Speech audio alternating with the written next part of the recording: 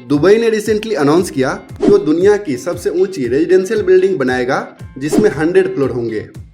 लेकिन अपने देश में तो 2010 में ही मुंबई में वर्ल्ड वन टावर बनाने की घोषणा हुई थी, जो कि दुनिया की सबसे ऊंची रेजिडेंशियल बिल्डिंग होने वाली थी और इस बिल्डिंग में टोटल 117 फ्लोर बनने वाला था। तो आज के इस वीडियो में हम लोग जानेंगे कि ऐसा क्या हुआ कि मुंबई का ये वर्ल्ड वन टावर दुनिया की सबसे ऊंची रेजिडेंशियल बिल्डिंग नहीं बन सका। क्या एयरपोर्ट अथॉरिटी इसके लिए जिम्मेदार है? अगर एयरपोर्ट या फिर एरोप्लेन के टेक ऑफ या लैंडिंग में हाई राइज बिल्डिंग से प्रॉब्लम होती है, तो क्या दुबई में एयरपोर्ट नहीं है जो दुबई में इतनी सारी हाई राइज बिल्डिंग बनी है और अभी भी बन रही है? तो काफी इंटरेस्टिंग वीडियो होने वाली है। आपसे रिक्वेस्ट है कि प्लीज वीडियो को लास्ट तक जरूर देखिएगा। पहले देखते हैं दुबई में बने इस हाइपर टावर को, फिर देखेंगे मुंबई में बने इस वर्ल्ड वन टावर को।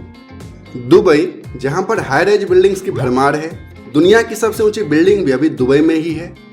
दुबई ने रिसेंटली अनाउंस किया कि वो दुनिया की सबसे ऊंची रेजिडेंशियल बिल्डिंग बनाएगा जिसमें 100 फ्लोर होंगे।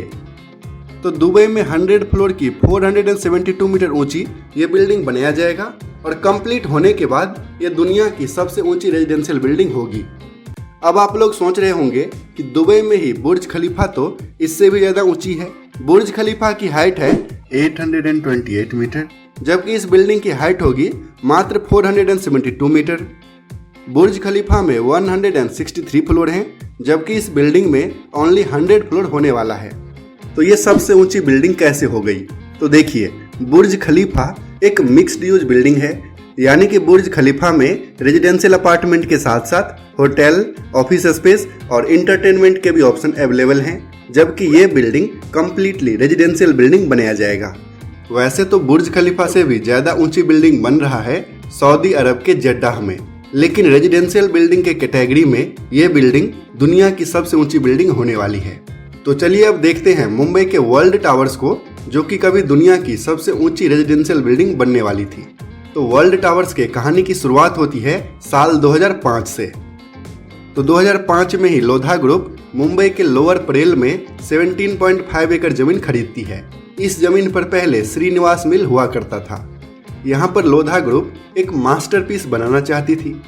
तो जमीन खरीदने के 5 साल बाद यानी कि 2010 में लोधा ग्रुप के द्वारा अनाउंस किया गया कि यहाँ पर वर्ल्ड वन टावर बनाया जाएगा, जिसकी टोटल हाइट होगी 501 मीटर और ये दुनिया की सबसे ऊंची रेजिडेंशियल बिल्डिंग होने वाली है। और इस बिल्डिंग में टोटल 117 फ्लोर बनाए जाएंगे। इसके अलावा वर्ल्ड वन के बगल में 2 और बिल्डिंग बनेंगे, वर्ल्ड व्यू टावर और वर्ल्ड क्रेस्ट टावर। लेकिन झटका तब लगा जब एयरपोर्ट अथॉरिटी ने इतनी ऊंची बिल्डिंग को अप्रूवल देने से मना कर दिया। तो बिल्डर ने इस बिल्डिंग की हाइट को लगभग 60 मीटर कम कर दिया, यानी कि अब इस बिल्डिंग की हाइट होने वाली थी 442 मीटर। अगर इतना पर भी एयरपोर्ट अथॉरिटी से अप्रूवल मिल जाता तो वर्ल्ड वन टावर शायद उस समय दुनिया की सबसे ऊंची रेजिडेंशियल बिल्डिंग हो जाती। चूंकि बिल्डर को समय पर फंड मिल गया था, इसीलिए 2011 में ही वर्ल्ड टावर्स का कंस्ट्रक्शन स्टार्ट कर दिया गया। Dubai based Arabian construction company और सिंप्लेक्स इंफ्रास्ट्रक्चर को कॉन्ट्रैक्ट मिला इस हाई राइज बिल्डिंग को बनाने के लिए।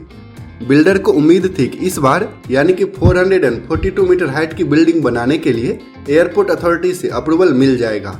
लेकिन एक बार फिर से 2015 में भी एयरपोर्ट अथॉरिटी ने 442 मीटर बिल्डिंग को भी अप्रूवल नहीं दिया। तो थक हार कर बिल्डर ने 280 मीटर की हाइट पर ही इस बिल्डिंग का काम रोक दिया। तो इस बिल्डिंग में ग्राउंड के ऊपर टोटल 76 फ्लोर हैं। वर्ल्ड वन के अलावा इसी कैंपस में वर्ल्ड व्यू टावर और वर्ल्ड क्रेस्ट टावर भी बनाया गया है। वर्ल्ड टावर सब कंप्लीट हो गया है। वर्ल्ड वन टावर 280 मीटर की हाइट के साथ अभी अपने देश की टॉलेस्ट बिल्डिंग है। हालांकि पैलेस रॉयल 320 मीटर हाइट की बिल्डिंग है, लेकिन ये बिल्डिंग अभी तक कंप्लीट नहीं हुआ है। तो वर्ल्ड वन टावर ही अभी अपने देश की टॉलेस्ट बिल्डिंग है। और अगर आप इसमें एक फ्लैट खरीदना चाहते हैं तो लोधा डेवलपर्स के वेबसाइट के अकॉर्डिंग वर्ल्ड वन टावर में 3 BHK की स्टार्टिंग प्राइस है 8.99 करोड़ रुपए, यानी कि आपके पास कम से कम 9 करोड़ रुपए होना चाहिए इस बिल्डिंग में एक फ्लैट खरीदने के लिए। तो अब बड़ा सवाल ये है कि आखिर airport authority high rise building की परमिशन क्यों नहीं देता? अपने देश में तो जनरली मुंबई में ही हाई राइज बिल्डिंग बनते हैं, और अगर मुंबई में भी हाई राइज बिल्डिंग को अप्रूवल नहीं मिलेगा तो फिर कैसे होगा? अगर हाई राइज बिल्डिंग से एरोप्लेन के टेक ऑफ या फिर लैंडिंग में प्रॉब्लम होती है या फिर सेफ्टी का इशू है तो क्या दुबई में एरोप्लेन नहीं उड़ते हैं, जो इतनी ज्यादा हाई राइज बिल्डिंग दुबई में बनी हुई है।